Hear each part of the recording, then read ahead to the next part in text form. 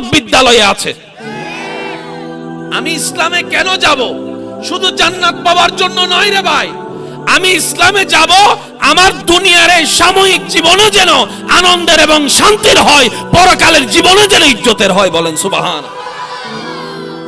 এবার বলেন, ঘরের ঘরে ভাই ভাইয়ের মধ্যে জামিলা আছে না নাই? এটার প্রধান কারণ কি? হিংসা, কি অহংকার, লোভ, রাগ, মেজাজ, অসহ্য, এগুলার কারণেই তো হচ্ছে। এবার আপনি একটু ইসলামে আসেন, আমি বলতে থাকবো, আপনারা শুধু মিলাবেন। এই সমস্ত জিনিস যদি আমাদের ভিতর চলে আসে, পরকালীন সওয়াবের কথা বাদই দিলাম, দুনিয়াতে শান্তি হবে কি হবে না আপনারা সিদ্ধান্ত নেবেন। ইসলাম বলে বড়দেরকে সম্মান করো। শুনি না, যাদেরকে আল্লাহ জবান দিয়েছে সবাই মিলে বলেছে। ইসলাম বলে বড়দেরকে সম্মান করো, ছোটদেরকে স্নেহ করো, বাবার সাথে চিৎকার করে চোখ লাগিয়ে কথা বলিও না, স্ত্রীকে মায়া করো, মহব্বত করো, ভালোবাসো, বুকে রাখো, স্বামীকে সম্মান করো, মাথায় রাখো, এতিমের মাথায় হাত বুলাইয়ে দাও, খবরদার কারো রাস্তা বন্ধ করিও না, কারো পানি বন্ধ করিও না। ইসলাম বলে আশেপাশে একটু খবর নাও, ক্ষুধার্ত কে আছে গোপনে তাকে একটু খাবার ব্যবস্থা করে দাও, রাত্রে ঘুমানো লাগে আশেপাশে একটু খবর নাও, কে ব্যতীত আছে, কার কি অভাব আছে, যতটুকু পারো তার সাথী হয়ে অভাবটা দূর করার চেষ্টা করো। যদি সেটা তোমার সামর্থ্যে নাও থাকে, অন্তত তাকে দু চারটা এমন সুন্দর কথা শোনাই দাও যে কথাটা শুনে তার মনটা আলোকিত হবে, মনটা খুশি হয়ে যাবে। সুবহানাল্লাহ। রাস্তায় চলার সময় ইসলাম বলে চোখ নিচের দিকে রাখো। এই একটা কাজ মানলে ইফটিজিং, আরেকটু জোরে বলেন। এখন এগুলা কে বলছে? ইসলাম। বলেন তো এগুলা কে বলছে? এগুলা পালন করলে কোন বান্দা কি পাবে? জোরে বলেন, কি পাবে? কেউ রাস্তা দিয়ে ইসলামের কথা মানতে গিয়ে সাধ্যমতো চোখ নিচে রাখার চেষ্টা করলো, তাহলে তো সে সওয়াব পেল। এটা তো পরকালীনে না পাওয়া, কিন্তু দেখেন আপনি সওয়াবটা তো পরকালে পেলেন, দুনিয়াতে আপনি চোখের হাজার জেনা থেকে বেঁচে গেলেন। সুবহানাল্লাহ। ইফটিজিং করার মতো যে একটা চিন্তাধারার উপগ্রেপ হয়, অন্তরে যে জাগ্রত হয়, সেই সুযোগটাও আর পাবে না। কথা বলেন ঠিক কিনা? স্বামী স্ত্রীর ভিতরে দিন দিন যেভাবে দূরত্ব বেড়ে যাচ্ছে, এরকম হাজারটা পরিবার আছে হয়তো এক ছাদের নিচে একই রুমে দুইটা দেহ থাকে, স্বামী স্ত্রী হয়তো একই বেডে শুই, কিন্তু দেখা যায় দৈহিকের শরীরের দূরত্বটা কাছে হলেও তাদের একজন আরেকজনের সাথে মনের দূরত্বটা বিশাল দূরত্ব আকার ধারণ করেছে। হয়তো সামাজিকতার কারণে বলতে পারে না, হয়তো কারো সন্তান হয়ে গিয়েছে তাই কোনো কিছু পদক্ষেপ নিতে পারে না, বিভিন্ন যন্ত্রণায় আছে, না পারতে সংসার করে যাচ্ছে, এরকম হাজার পরিবার আছে। একটু খেয়াল রাখবেন, স্বামী স্ত্রীর ভিতর যদি হাজারটা শান্তির মধ্যে একটা শান্তির কারণ হচ্ছে, এই কারণটা অ্যাপ্লাই করলে শান্তি আসবে আল্লাহর রহমতে, সেটা হচ্ছে পুরুষরা যদি চোখ কন্ট্রোল করতে পারে,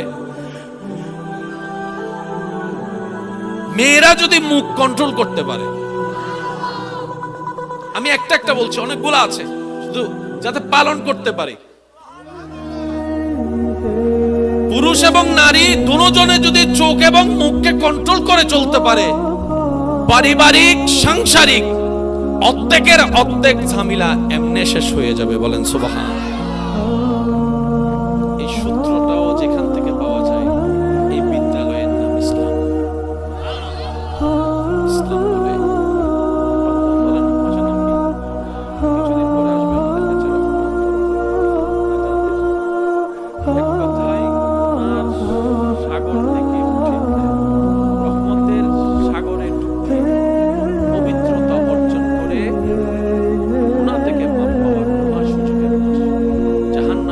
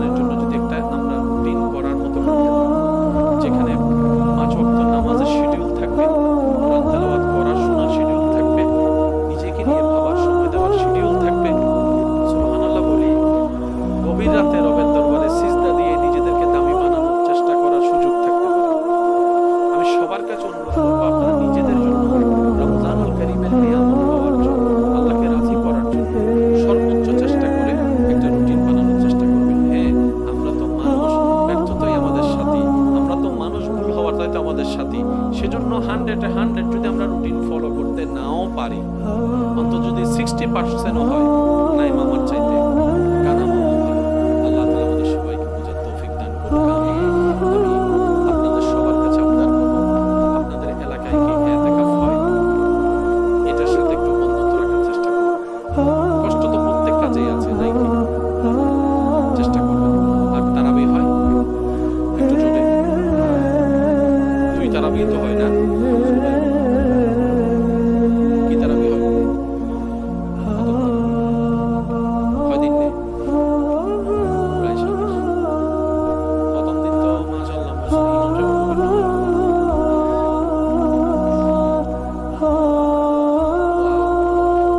কত জায়গা নেই অফিস হলো, কত ভাই ইমাম সাহেব জীবন ইমনি বাবা দিলে তোর বান্দিতে কত চরি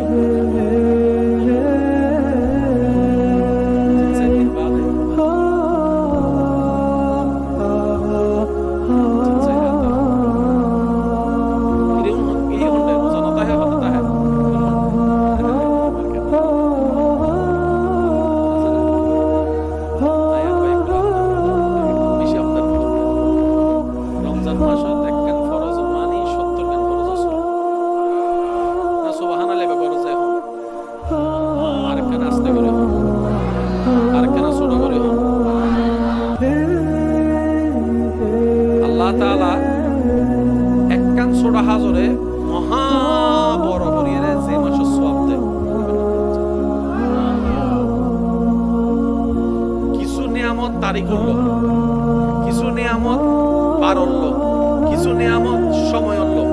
রমজানি ব্যান মাস 24 ঘন্টার প্রত্যেক সেকেন্ডে নিয়ামত নিয়ামত নিয়ামত, খাইলে নিয়ামত, গেলে নিয়ামত, আনিলে নিয়ামত, ওযু আনিলে নিয়ামত, কোরআন তেলাওয়াত নিয়ামত। নিয়ামত মানে জ্ঞান কল্পনার বাইরে সওয়াব। যাকাত বছরে ফরজ হইলে যেত বেত যাকাত ফরজ, কিন্তু বেশিরভাগ মানুষের দেখবেন এখন মাসে জাকাত দেয় না বাজে ইয়া মাসে দিলে যদি আমি 10 গুণ পাই এতে ভাই 100 গুণ এটা লাই। রমজান মাস তো আর ও তোর মাসের তুলনায় এখানে বেটার করি। এইবার রমজান আরো বেস্ট করিবার চেষ্টা করব ইনশাআল্লাহ। ভাই জন্য ইনশাআল্লাহ আর আলোচক আইবো, ওনারা বলবেন, আলোচনা শুনবেন। আল্লাহ ইলাহা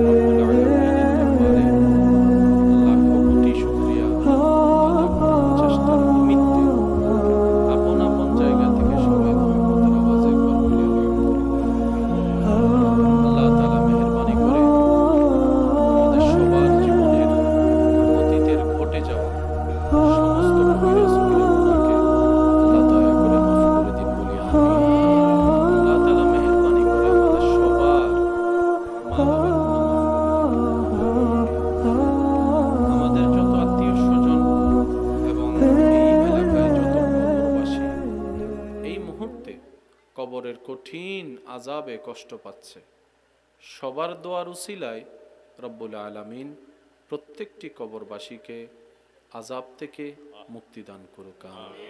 বিশেষ করে আমি আস্তে আস্তে গাড়ির মধ্যে যার নামটা শুনেছি, মরহুম ইদ্রিস সাহেব, কিছুদিন আগে বিদায় নিয়েছেন, যিনি এই দুনিয়ার মায়া ত্যাগ করে। আল্লাহ পাক ওনাকে সহ আরও যারা কবরবাসী আছেন সবাইকে কবরের জীবনে ভালো এবং সম্মানে রাখুক বলি আমিন। আমার ভাইয়ের আমার জন্য একটা বিষয় উপহার দিয়েছেন। আল্লাহ পাকের অশেষ রহমতের দয়ায়, ওলামায়ে কেরাম মুরব্বীদের ভালোবাসার দোয়ায় বিষয়টুকুর খেদমত নিবেদন করার আমি চেষ্টা করব। সবার কাছে আমার একটা নিবেদন থাকবে, যতক্ষণ সময় আল্লাহ তাআলা আমি অধমকে বলার সুযোগ দিবেন, এই সময়টা সবাই একটু মনের কান দিয়ে শোনার চেষ্টা করবেন। সবাই বলি ইনশাআল্লাহ। একটু আওয়াজ দিতে হবে, বলি ইনশাআল্লাহ। কষ্ট হলো আমাকে একটু আওয়াজ দিয়ে সহযোগিতা করবেন। যারা যারা করতে রাজি আছেন আওয়াজ দিয়ে সহযোগিতা, তারা একবার বলি মারহাবা। আমার পাশে মওজুদা হুজুর আছেন, তাকরীরের খেদমত নিবেদন করবেন।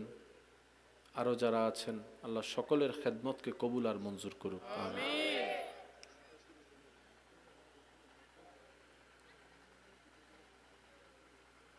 অনেক দিন পর দীর্ঘ চট্টগ্রামের মাহফিলে বসার সুযোগ হয়েছে। এখানকার পরিবেশ, বাতাস, মায়া সবকিছু ভিন্ন জিনিস। আল্লাহ এই মহাব্বতকে কবুল আর মঞ্জুর করুক। পৃথিবীটা সত্যিই অনেক কঠিন, অনেক কঠিন, কল্পনার চাইতেও কঠিন। বড় বড় শক্তিশালীদেরকে পর্যন্ত কাত করে দিয়েছে পৃথিবী। এই পৃথিবীর একটা চরম নিষ্ঠুরতা হচ্ছে, এই পৃথিবী কাউকে জায়গা দেয়ই না, কাউকে রাখেই না। এই পৃথিবী চোখ উল্টাতে সেকেন্ডও দেরি করে না। অনেক সময় দেখবেন প্রখর রোদ, সূর্যের তাপ, বৃষ্টির কোনো আশঙ্কা নেই, এমন সময়ও বৃষ্টি পড়া শুরু করে। কথা বলেন একটু, ঠিক কিনা? আর সিডেঙ্গে যাবে ইয়েলে বিয়ে হইয়েরি, গ্রামের আঞ্চলিক ভাষায়। অবাক হয়ে তাকিয়ে থাকা ছাড়া আমাদের আর কোনো উপায় থাকে না। এই পৃথিবীর একটা মেইন বেস হচ্ছে, যারা পৃথিবীর সাথে নিজেদেরকে লাগিয়ে রাখতে চায়, যারা পৃথিবীর সাথে নিজেরা লেগে থাকতে চায়, যারা পৃথিবীকে নিজের ভিতরে রাখতে চায়, যারা পৃথিবীকে নিজের মাথার উপর জায়গা দেয়, এই পৃথিবী তাদেরকেই এক সময় বেইজ্জত করে। অনেক সময় এই পৃথিবী তাদেরকে নিষ্ঠুরতার রূপ দেখিয়ে পৃথিবীর থেকে তাড়িয়ে দেয়। পক্ষান্তরে যারা এই পৃথিবীর মোহকে লালন না করে পৃথিবীর সৃষ্টিকর্তা স্রষ্টার গোলামীকে ইজ্জত হিসেবে নেয়, পৃথিবীর স্রষ্টার সন্তুষ্টি কামনার লক্ষ্যে কাজ করার চেষ্টা করে, এই পৃথিবী তাদেরকে সম্মানের সাথে পৃথিবী থেকে বিদায়ের ব্যবস্থা করে। কিছু চিরবাস্তবতা আছে, মানতে না চাইলেও মেনে নিতে হয়। আপনজনের বিয়োগ চলে যাওয়া কারো চাওয়ার থাকে না, কিন্তু বাস্তবতা যখন সামনে আসে তখন মেনে নিয়ে ধৈর্য ধরা ছাড়া দ্বিতীয় কোনো উপায় থাকে না। এখন আমরা আছি কোথায়? পৃথিবীতে। একটু আওয়াজ দিবেন, কোথায় আছি? পৃথিবীতে। পৃথিবীর থেকে আমরা যখন বিদায় নিব, আমাদের বসত বাড়ি হবে কবর। আমাদের জায়গায় কোথায় হবে? কবর। কবর থেকে আপনি আমি আমরা রবের যেই দিন যখন যেভাবে হুকুম আসবে, আমরা ট্রান্সফার হয়ে যাব হাসরে। দুনিয়ার থেকে ট্রান্সফার হলাম কবরে, কবর থেকে ট্রান্সফার হব হাসরে। রব্বুল আলামিনের যদি দয়া হয়, নবী রাহমাতুল লিল আলামিনের সুপারিশ যদি নসিব হয়, আপনার আমার অবস্থান হাসর থেকে হয়ে যাবে জান্নাতের বাগানে। এই জান্নাত স্টেশনের পরে মানুষ যাওয়ার মতো আর কোনো স্টেশন, একটু জোরে বলেন, পৃথিবীর পরে স্টেশন বলেন না, পৃথিবীর পরে স্টেশন কি? কবরের পরে স্টেশন, হাসরের পরের স্টেশন আল্লাহ চাইলে জান্নাত। পৃথিবীর আগের স্টেশন আপনার আমার মায়ের পেট, মায়ের পেটের আগের স্টেশন বাবার পিঠ, বাবার পিঠের আগের স্টেশন আপনার আমার জন্য রু জগৎ। রু জগতের আগে কোন স্টেশন আছে বলে আমাদের জানা? তাহলে আপনার আমার জীবনের সে গাড়ির ইঞ্জিনটা স্টার্ট হয়েছে রু জগৎ থেকে। জোরে বলতে হবে। আল্লাহ যাকে যতটুকু আওয়াজ দিয়েছেন সেই ফুল আওয়াজ একবার বলেন আল্লাহর প্রশংসায় সুবহানাল্লাহ। এই জীবন গাড়ির ইঞ্জিন স্টার্ট হয়েছে রু জগৎ থেকে, তারপর আসলাম বাবার পিঠে, বাবার পিঠ থেকে মায়ের পেটে, মায়ের পেট থেকে আসলাম বলেন না দুনিয়ার থেকে যাব, কবর থেকে উঠব, হাসর থেকে যাব। 7টা স্টেপ প্রত্যেকটা মানুষের জীবন গাড়ির স্টেশন। আমার কথা কি বুঝা যাচ্ছে? ইসলামের সবচেয়ে বড় সৌন্দর্য কি জানেন? যা জানবো তা বুঝে জানবো। শুধু জানলাম, বুঝটা বুঝের মতো নিতে পারি নাই, সেখানে কার্যক্ষমতা কমে যায়। আমরা অনেক কিছুই জানি, এটা করা গুনাহ, এটা করলে জাহান্নাম, জেনে শুনে তারপরও করি। এরকম কাজ আছে নাকি নাই? কখনো কি প্রশ্ন করা হয়েছে নিজেকে, আমি তো জানি কাজটা খারাপ, আমি তো জানি কাজটা অন্যায়, আমি তো জানি কাজটা গুনাহের কাজ। মানুষের জায়গা দখল করা ভালো নাকি খারাপ? একটু জোরে বলি। রাস্তা বন্ধ করে দেওয়া, পানি বন্ধ করে দেওয়া, মানুষকে মুখের কথায় আঘাত দেওয়া, মানুষকে অন্যায়ভাবে কষ্ট দেওয়া, মানুষের নামে বদনামি করা, মানুষের নামে বদনামি করে বিয়ে ভেঙে দেওয়া, স্বামী স্ত্রীর ভিতর পেঁচ লাগাই দেওয়া, ভাই ভাইয়ের মধ্যে দ্বন্দ্ব লাগাই দেওয়া, জানি খারাপ, জেনে শুনে তারপরও করি। তখন আমার ভাইরা বলবেন, আমরা বলবো যে কাজটা খারাপ জানার পরও যে কাজটা আমি করি, আসলে ভাই আমি করি নাই, শয়তান আমাকে দিয়ে করিয়েছে। আমার কথা কি আপনারা বুঝতেছেন ভাইয়া? আমি করিনি, শয়তান আমাকে দিয়ে কাজটা করিয়েছে, দোষ আমার নাই। এবার যদি মামলা আপনার নামে হয়, পুলিশ যখন আসবে আপনাকে অ্যারেস্ট করতে, আপনি যদি পুলিশকে বলেন স্যার আমি করি নাই, শয়তানে করাইছে, পুলিশ কি অ্যারেস্ট শয়তানকে করবে নাকি মানুষকে? আরেকটু জোরে বলেন, করাইছে কে? বলেন করাইছে কে? বেজে গেছে। তখন পুলিশ মহোদয় বলবে ওই মানুষের শরীরে ফিঙ্গারপ্রিন্ট তোরটা পাওয়া গেছে, যে ছুরি দিয়ে আঘাত করেছিলি ছুরির মধ্যে আঙ্গুলের ছাপ তোরটা, সিসি ক্যামেরায় উঠছে তোর হাত, সিসি ক্যামেরায় উঠছে তোর দেহ, সিসি ক্যামেরায় উঠছে তোর চিৎকারের আওয়াজ, সিসি ক্যামেরায় উঠেছে তোর সেই শক্তির পাওয়ার। আমি শয়তানকে ধরবো কেন? তখন মানুষ বলে ভাই শয়তানকে দেখা যায় না, সে ভিতর থেকে আমাকে রাগ তুলে দিয়েছে, হিংসা লাগাই দিয়েছে, অহংকার করাই দিয়েছে। তখন পুলিশ মহোদয় বলবে বানাইছে কে তোরে? উত্তর হবে আল্লাহ। নিঃশ্বাস দিছে কে? উত্তর হবে আল্লাহ। তোর হায়াত দিছে কে? উত্তর হবে আল্লাহ। দেখার চোখ দিয়েছেন কে? উত্তর হবে আল্লাহ। শোনার জন্য কান দিয়েছেন কে? উত্তর হবে আল্লাহ। চলার জন্য পা দিয়েছে কে? উত্তর হবে আল্লাহ। কার জমিনে তুই থাকস? উত্তর হবে আল্লাহর জমিন। কথা বলেন ঠিক কি না? কার জমিনের মধ্যে তোর বসবাস? উত্তর হবে আল্লাহর। তোর রিজিক কার? বলে যে আল্লাহর। তোর শক্তি দেওয়া কার? বলে যে আল্লাহর। তোর খাবার ব্যবস্থা করে কে? আল্লাহ। তোর সব কিছু করে আল্লাহ, দিয়েছে আল্লাহ। তাহলে তুই সব কিছু যদি আল্লাহর হয়, তুই শয়তানেরটা শুনলি কেন? এখন এইটার চাইতে অপরাধ এটা তোর বেশি। মারার চাইতে বড় অপরাধ কি? আপনাদের কি কথা বলতে কষ্ট হচ্ছে?